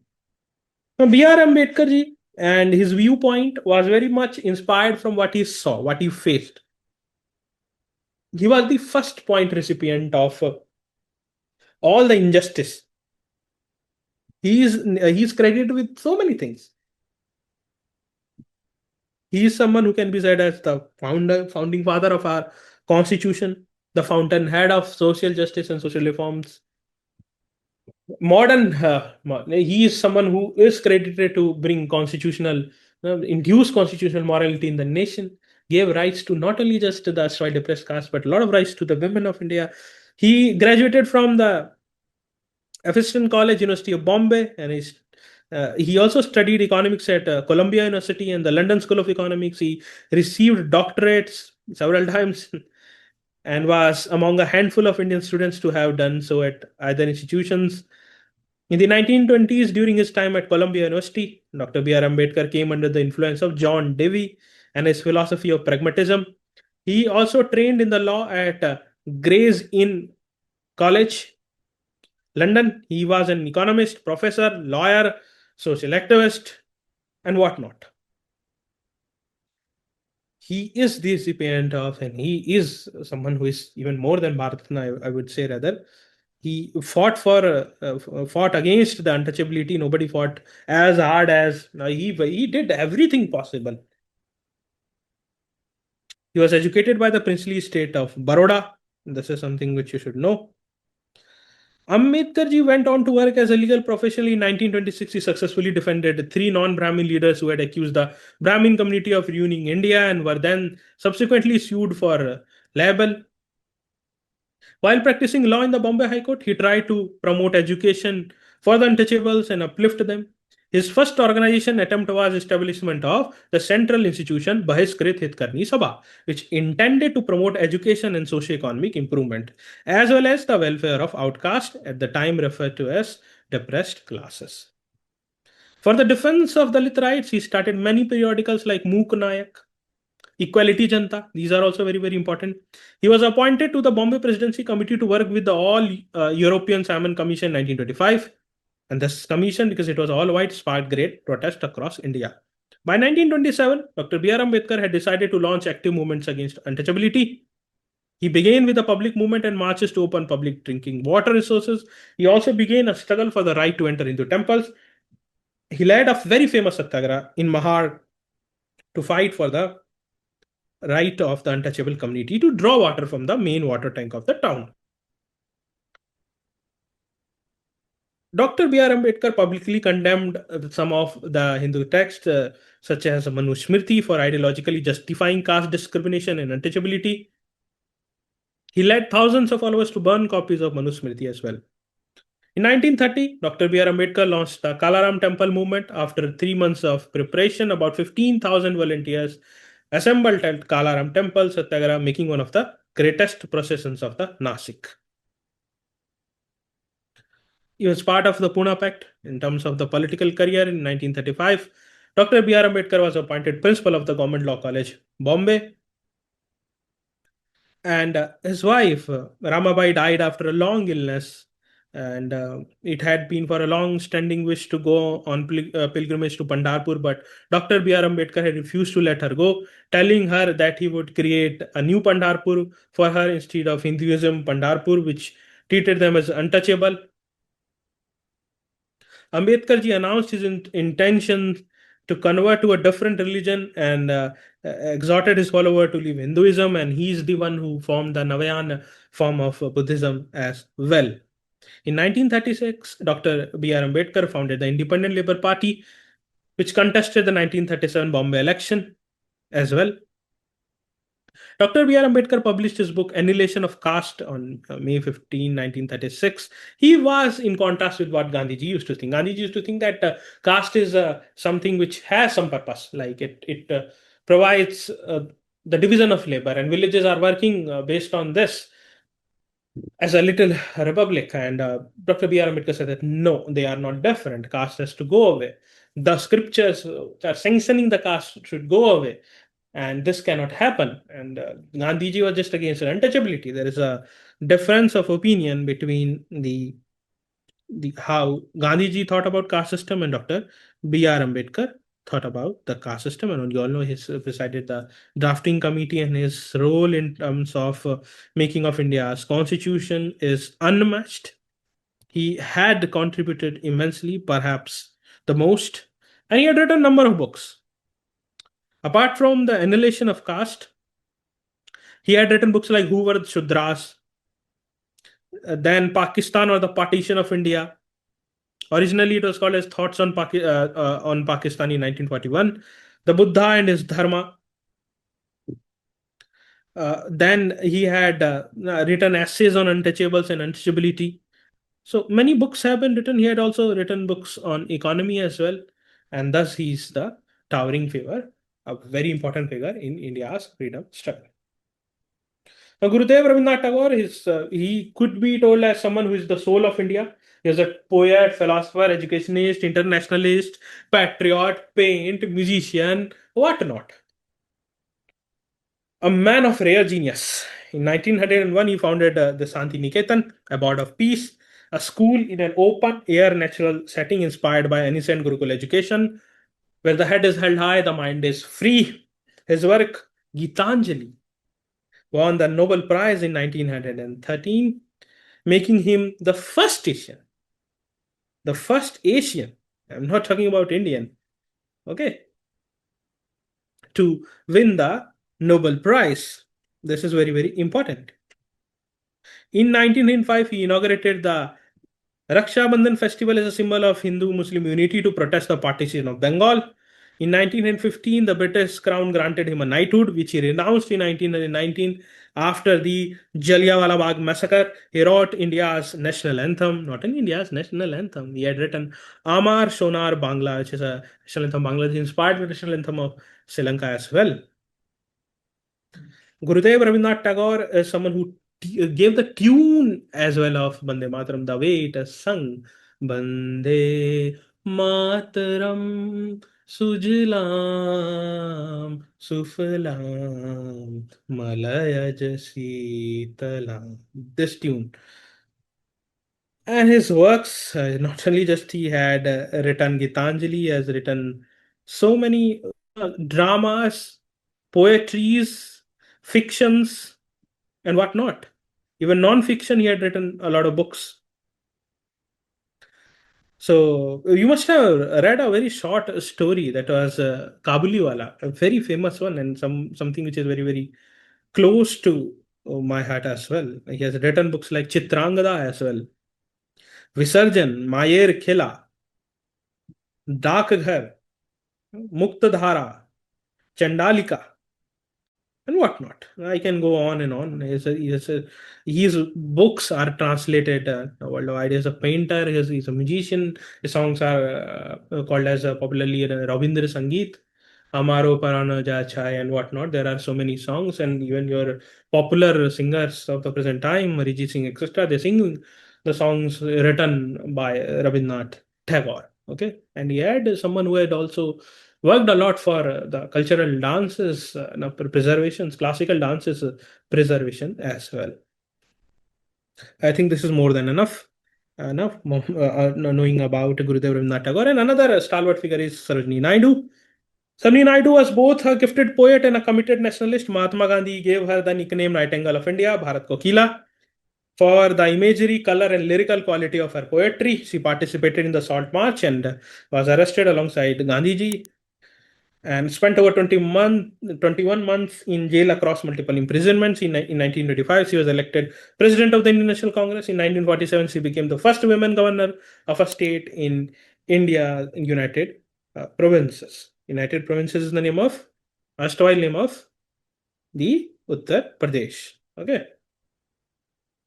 Not only this, his books are also something which we should know a bit. Some of the names he had written a play which is known as Mahir Punir in Persian. He had written book like The Bird of Time, The Golden Threshold, The Broken Wing, The Songs of the Palanquin Bearers, the speeches and writings of Sarojini Naidu. And this is also another book. Okay, but the Golden Threshold is very, very famous. This is what you need to know. Another figure, Muhammad Ali Jinnah, known as the Qaid-e-Azam of Pakistan. Jinnah journey is one of the most complex and tragic stories in Indian history. He started as one of the torchbearer of secular constitutional nationalism, inspired by Gokhale. In 1906, he signed a memorandum against separate electorates for Muslims. In 1913, he joined the Muslim League. He played a key role in the Lucknow Pact, a landmark agreement between Congress and the League. He even joined Annie Besant's Home Rule movement in 1917. The turning point was Gandhiji's entry in Congress. Jinnah was uncomfortable with Gandhiji's mass politics, the religious symbolism, the role of the masses rather than educated elites, and his own interest to rise, something for which he compromised later on. He opposed the non-cooperation movement and gradually grew estranged. In 1929, he proposed the 14-point demands. At the Lahore session of the Muslim League in 1940, the Pakistan resolution was passed demanding a separate state for Muslims. Jinnah believed that Hindus and Muslims were two separate nations that could not live together. But what he is known for very infamously is the direct action and the people who died on the streets, and the streets of Calcutta were filled with dead bodies and eagles and everything was it. So you can just Google it and the pictures will make you heart wrenching. The over 1.5 million people who died All of this cannot be solely credited to Muhammad Ali Jinnah, but he was one of the important person behind all of this. Okay. Now we had already studied about the civil disobedience movement and the Swaraj Party as well. Let's study a little bit about three roundtable conference. So the first roundtable conference was held in London in November 1930. 89 Indian representatives participated, but Congress was absent. Most leaders were in jail during the civil disobedience movement. Key participants included Tej Bahadur Sapru, Dr. B.R. Ambedkar, Muhammad Ali Jinnah, Aga Khan, Fazlul Haq. K.T. Paul represented Indian Christians. The conference was chaired by British Prime Minister Ramsay MacDonald. Without Congress, it achieved nothing significant. A second roundtable conference happened from September to December 1931. After the Gandhi-Irvine Pact, Gandhiji attended the conference as the sole representative of Congress. He traveled to London on the SS Rajputana and stayed at Kingsley Hall. Sarojini Naidu and Madan Mohan Malviya also attended. The conference completely failed mainly because Dr. B.R. Ambedkar was demanding separate electorate for Dalits, which Gandhiji opposed, as it would further fragment Hindu society. Communal issues made agreement impossible. Gandhiji returned to India, saying, I returned barehanded, but the flag I carried was never let down. The third roundtable conference happened from November to December 1932. Congress boycotted this too. The only thing worth noting is that Dr. B.R. Ambedkar was the Indian to attend all three roundtable conferences, a factor frequently asked in your examinations. Let's read some more important things for our examination. Cabinet mission. By 1946, it was clear that Britain would leave India. The question was how. Clement Attlee became British Prime Minister in July 1945. The cabinet mission, consisting of Patrick Lawrence, Secretary of State, President of the mission, Sir Stafford Cripps, and A.V. Alexander, arrived in Delhi on March 24, 1946. The mission announced its proposal a united dominion of India could get independence, not separate Pakistan is included here. Remember it. Muslim majority provinces could form a group within the Union for Provincial Matters, and a constituent assembly would be formed. The Pakistan demand was rejected. Gandhi supported the proposal, saying it had seeds to free colonial sufferings. Maulana Abul Kalam Azad was Congress president during the cabinet mission visit. This is what you need to know. Now, another very important event for your prelims examination is the Indian National Army trials. After World War II, the British brought INA officers for trial at the Red Fort in Delhi, charging them with waging war against the king. They expected Indians to condemn these men as traitors. Instead, the trials created enormous public sympathy for the INA and for Indian independence as well. The first trial was something which created was against Colonel Prem Sehgal, Colonel Gurubaksh Singh Dhillon, and a Major General Shahnawaz Khan, which has been already asked to you in the prelims examination, all from different religions, Hindu, Sikhs, and Muslim, which made it impossible to paint the INA as a community motivated. Congress formed a defense committee of 17 advocates, including Bhulabhai Desai, led it, Tej Bahadur Sapru, K.N. Karju, Pandit Jawaharlal Nehru, and Asaf Ali. Even the Muslim League joined the public agitation in support of the INA officers. The British eventually released most of the accused, realizing that prosecuting them was making the situation worse, not better. Now, another very important fact for your examination is something which I will read. That is the Royal Indian Navy Mutiny, which followed. Here, what happened? Soldiers, police personnel, and civilians, they came together against the British government in February 1946 from the initial flashpoint in Bombay, now which is called as Mumbai. The revolt spread and found support throughout British India from Karachi to Calcutta, and ultimately came to involve over 10,000 sailors in 56 ships and so establishment. The mutiny failed to turn into revolution because sailors were asked to surrender after the British authority had assembled superior forces to suppress the mutiny, but it was something last nail in the coffin that you need to remember. Another thing which I want to discuss is the Meerut conspiracy case. Meerut conspiracy case was a very controversial case that was initiated in the British Raj. Several trade unionists, including 3 Englishmen, were arrested for organizing an Indian railway strike. The background was that the British government was clearly worried about the growing influence of the Communist International, specifically leaders like M.N. Roy they were becoming stalwarts. The CPI leader like S.A. Dange, along with 32 other people, was arrested on 20th March 1929 and put under a trial. The impact was huge. All the accused were communists. The charges framed against them showed the British government's fear of the growth of communist idea. As a result, the trial saw strengthening of the communist movement in the country. Harkishan Singh Sujit, the former General Secretary Communist Party of India, wrote about how it created the foundation and made the communist movement in India even wider.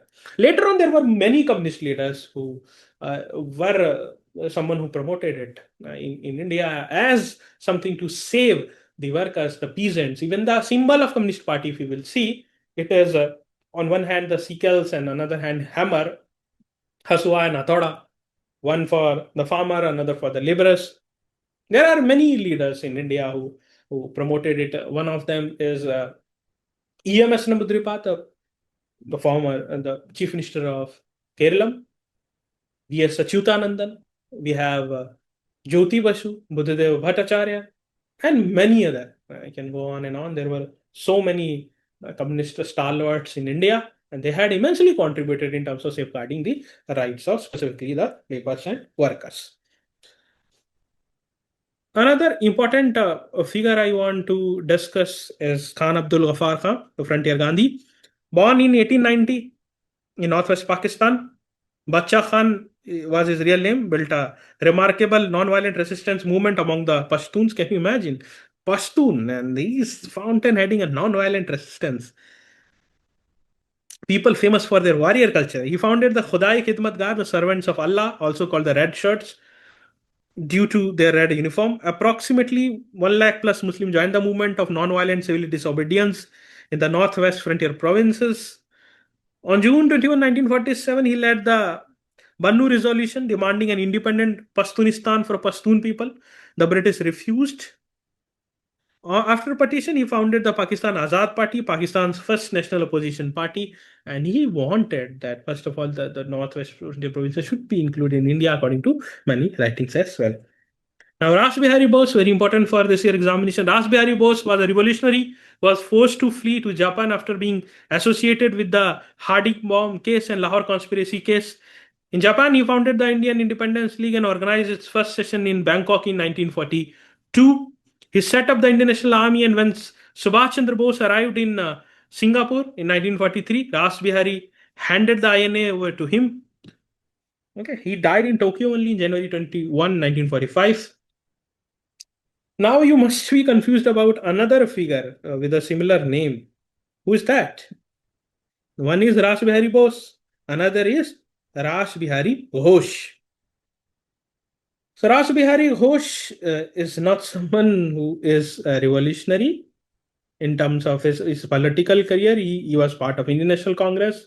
He was leaning towards moderate wing. Okay, and he became the president of the Congress also for 2 terms, including the Surat session as well, the Surat split. Okay. So he is different from the Ras Bihari Bose. Then Aruna Asaf Ali. Okay, one more name, very important, Acharya Vinoba Bhave. He was Gandhi's most revered disciple. In 1940, Gandhiji chose him as the first participant of individual satyagraha. Who was the second? Commented. This is your question. Second participant of individual satyagraha. In the 1950s, he started the Bhudan Yagna, waking across India and asking landowners to donate a portion of their land to the landless. He started in Pochampalli village, Telangana. Thousands of acres were donated. He embodied Gandhi's vision of non-violent, self-sufficient India. Aruna Asaf Ali is remembered for one iconic act on August 8, 1942. When the British had arrested virtually all Congress leaders, she hosted the Indian National Congress tricolor at Govalia Tank ground in Mumbai, an act of defiance that inspired thousands. She became the first mayor of Delhi in 1958. Now, one thing which we need to discuss is the parallel governments in Quit India movement in 1942. It was established in Balia, Uttar Pradesh, considered to be the first, established by Chittu Pandey, lasting for about a week. And in Satara, Maharashtra, known as the most long-running and effective, the Parthi Sarkar was established by Nana Patil and Y.B. Chavan. Then in Tamil, in Bengal, known as the Jatiya Sarkar in Midnapur, which functioned from December 1942 to September 1944, and Talcher in Odisha, a parallel government operated for a short period. So these governments often ran parallel courts, provided relief to locals, and operated in defiance of the colonial administration. Dr. Rajendra Prasad, our first president of India, participated in Champaran Satyagraha, non-cooperation, civil disobedience, and Quit India movement. He was the president of the Constituent Assembly that drafted the Indian Constitution and became the first president of Indian Republic. He was awarded the Bharat Ratna. He was a very great human being, someone who was no, who never used to waste money. He used to donate 75% of his salary. He used to have a very moderate lifestyle. There is a story that he needed some sleepers and someone went and bought a very expensive sleeper. He said that go and replace it with a affordable sleeper and don't go with car, etc. It will take a lot of oil, etc. Go with either bicycle, etc. and go and take an affordable one. So he is not just someone who used to preach things. And yes, you all know Lal Bahadur Shastri ji was also someone who was very, very honest and used to live a very simple life. C. Rajagopalachari, Rajendra Prasad ji is also sometimes famously called as Desh Ratna. C. Rajagopalachari was also called as Rajaji. He was elected the first premier of Madras Presidency, again a very giant of intellectual. He issued the Madras Temple Entry Act in 1939, eliminating caste prejudice and permitting Dalits to enter temples. He became the Governor General of India after Mountbatten. Now, Rajaji had written a lot of books as well. Okay. So, he is best known for his masterful retellings of Indian epics.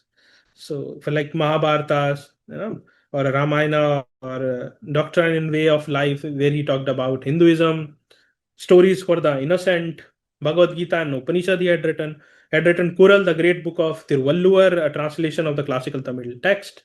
So he used to write translation books. He had not written Kural. Kural is written by Tiruvalluvar, but he translated one of the great classic Tamil text.